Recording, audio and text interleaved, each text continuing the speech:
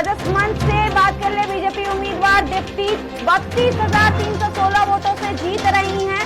जी हाँ, ये बड़ी खबर है। राजस्थान चुनाव के बीच से बीजेपी उम्मीदवार दीप्ति 32,316 वोटों से आगे चल रही है। राजस्थान में अमित शाह की रणनीति की जीत हुई है। जी हाँ, वसुंधरा राजे ने ये बड़ी बात कही है। राजस्थान में अमित शाह की रणनीति की जीत हुई है। इससे पहले राजस्थान में जाकर के अमित शाह ने रैलियों में कांग्रेस को भगाने की बात भी कही थी और कांग्रेस से मुक्ति दिलाने की बात कही थी। ये बात सच में सत्य होते हुए नजर आ रही है, क्योंकि वसुंधरा राजे ने ये एक बड़ी बात भी कह दी है। राजस्थान में अमित शाह की रणनीति की जीत हुई है और भाजपा इसीलिए इस प्रचंड जीत को भी हासिल कर रही है। अगर बात करें राजस्थान चुनाव की, तो राजस्थान चुनाव में बीजेपी उम्मीदवार दीप्ति 32,316 वोटों से जीत रही हैं। ये एक बड़ा आंकड़ा बताया जा रहा है कि 32,316 वोटों से दीप्ति आगे चल रही है। भाजपा उम्मीदवार दीप्ति 32,316 वोटों से जीत रही है। राजस्थान में वसुंधरा राजे ने भी एक बड़ी बात कही है। राजस्थान में अमित शाह की रणनीति की जीत हुई है और अमित शाह की रणनीति की वजह से ही भाजपा राजस्थान में प्रचंड जीत को हासिल कर रही है।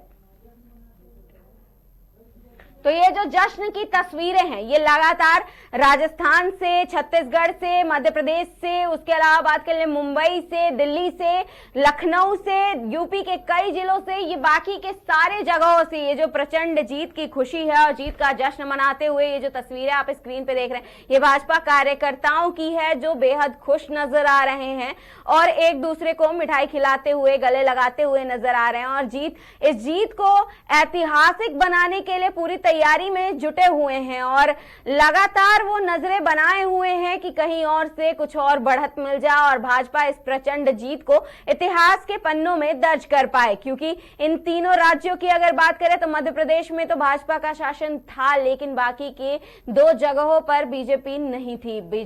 कांग्रेस का शासन था, लेकिन ये जो अब तख्ता पलटते हुए देखा गया है, इन 4 राज्यों में से 3 राज्यों में भाजपा जो है एक लौता सरकार बनाते हुए नजर आ रही है, प्रचंड बहुमत के साथ जीत दर्ज करते हुए नजर आ रही है। वहीं तेलंगाना में कांग्रेस इस जीत को हासिल करते हुए नजर आ रही है। तेलंगाना की अगर बात करें तो बीआरएस 2 बार सरकार में रह चुकी है, लेकिन फिर भी जो वहां की जनता है उनको बदलाव चाहिए था। उनको कांग्रेस की जो घोषणा पत्र में घोषणाएं की गई थी वो कहीं ना कहीं अच्छी लगी है। और इस बीच एक और बड़ी खबर सामने आ रही है। राजस्थान में रिवाज कायम, भाजपा को बहुमत मिला है। दिया कुमारी 71,000 वोट से जीत रही हैं। जी हाँ, ये बड़ी बात है, क्योंकि राजकुमारी दिया कुमारी 71,000 वोटों से आगे चल रही हैं। भाजपा के बागी आज्ञा जीत रहे हैं।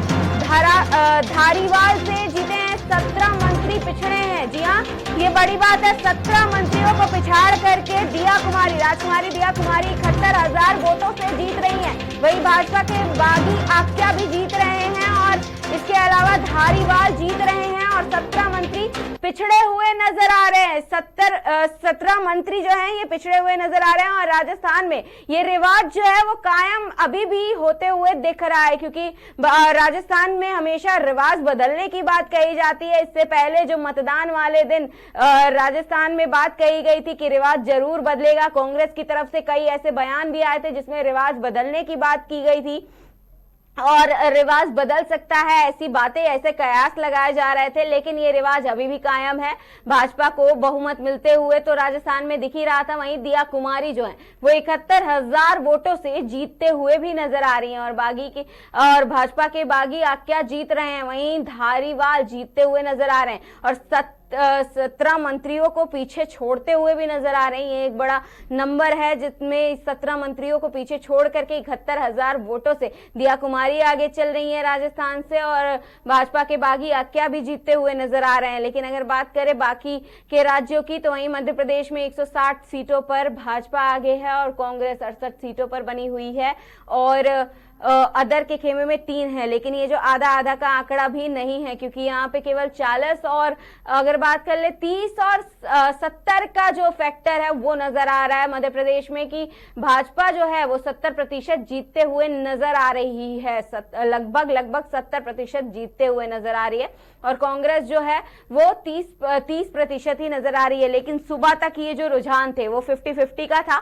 2 जगह इन चारों राज्यों में से 2 जगह पर 2 राज्यों में भाजपा सरकार बनाते हुए नजर आ रही थी, वहीं 2 राज्यों में कांग्रेस अपने सरकार बनाते हुए नजर आ रही थी और कांग्रेस ने जीत का जश्न मनाना भी शुरू कर दिया था।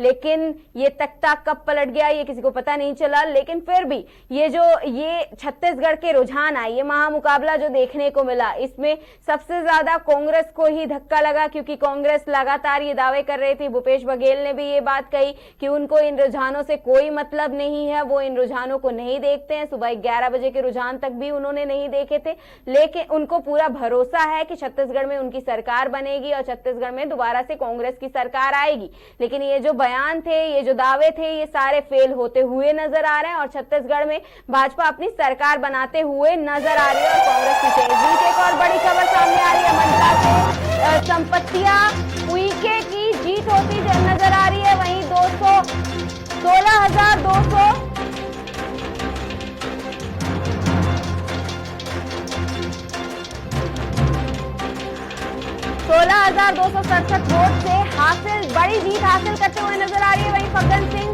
कुलस्ते 11,216 मतों से पीछे चलते हुए नजर आ रहे हैं। जी हाँ, ये जो है बड़ी खबर इस वक्त सामने आ रही है। मंडला में संपत्तियां उइके के जीत होते हुए नजर आ रही है। 16,267 वोटों से बड़ी जीत हासिल करते हुए नजर आ रहे हैं। वहीं फग्गन सिंह की अगर बात करें तो कुलस्ते से 11,216 मतों से पीछे दिख रहे हैं। तो ये जो बड़ा फैक्टर है, ये कहीं ना कहीं कांग्रेस के लिए हार की बात साबित हो सकती है और हार की मेन वजह कही जा सकती है। सारे उम्मीदवार जो हैं कांग्रेस के, वो कहीं ना कहीं पिछड़ते हुए नजर आ रहे हैं और भारतीय जनता पार्टी के उम्मीदवार इसमें बाजी मारते हुए नजर आ रहे हैं। क्योंकि अगर मंडला की बात करें तो मंडला से संपत्तियां उइके की जीत होते हुए दिखाई दे रही है। 16,267 वोटों से बड़ी जीत को हासिल कर रहे हैं। वहीं फग्गन सिंह कुलस्ते की बात करें तो वहां पर 11,216 मतों से वो पीछे चल रहे हैं। ये एक बड़ा नंबर है, क्योंकि 11,216 मतों से पीछे चल रहे हैं। तो कहीं ना कहीं इसमें कांग्रेस के लिए